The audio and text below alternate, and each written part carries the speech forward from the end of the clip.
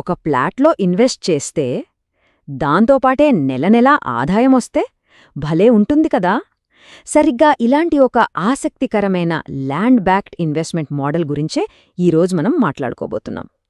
ఈ మొత్తం ఇన్వెస్ట్మెంట్ మోడల్కి గుండెకాయలాంటిది ఈ సంఖ్య 10 లక్షల రూపాయలు. సాధారణంగా భూమి మీద పెట్టుబడి పెడితే దాని విలువ పెరిగేదాకా ఏళ్ల తరబడి ఆగాలి. కాని ఆస్తి మన పేరుమీదే ఉంటూ ప్రతీ నెలా చేతికి డబ్బులొస్తే అదే కదా అసలు విషయం.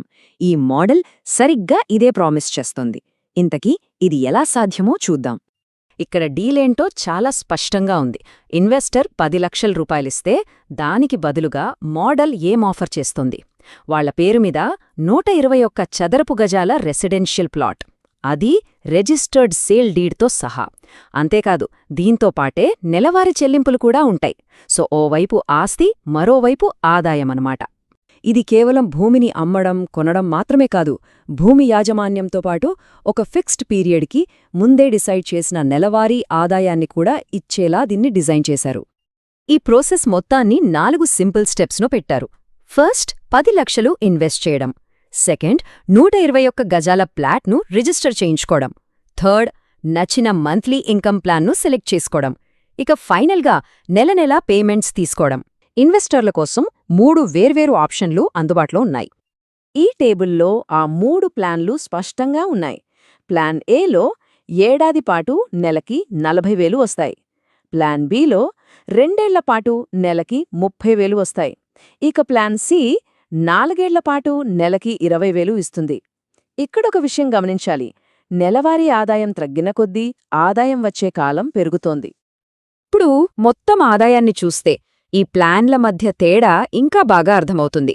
ప్లాన్ ఏ తీసుకుంటే మొత్తం 4.8 లక్షలు వస్తే అదే ప్లాన్ సిలో దాదాపు రెట్టింపు, అంటే 9.6 లక్షల దాకా వస్తోంది. అంటే ఎక్కువ కాలం వెయిట్ చేస్తే ఎక్కువ రిటర్న్ వస్తోందన్నమాట. కాబట్టి ఇన్వెస్టర్ ముందున్న చాయిస్ ఇదే. తక్కువ టైంలో నెలనలా ఎక్కువ డబ్బు కావాలా, లేక ఎక్కువ కాలం పాటు నిలకడగా ఓవరాల్గా ఎక్కువ డబ్బు కావాలా? ఈ నిర్ణయం వాళ్ళ ఆర్థిక అవసరాలను బట్టి ఉంటుంది. 1. నెలనెలా ఇన్కమ్. 2. భూమి రూపంలో సెక్యూరిటీ. 3.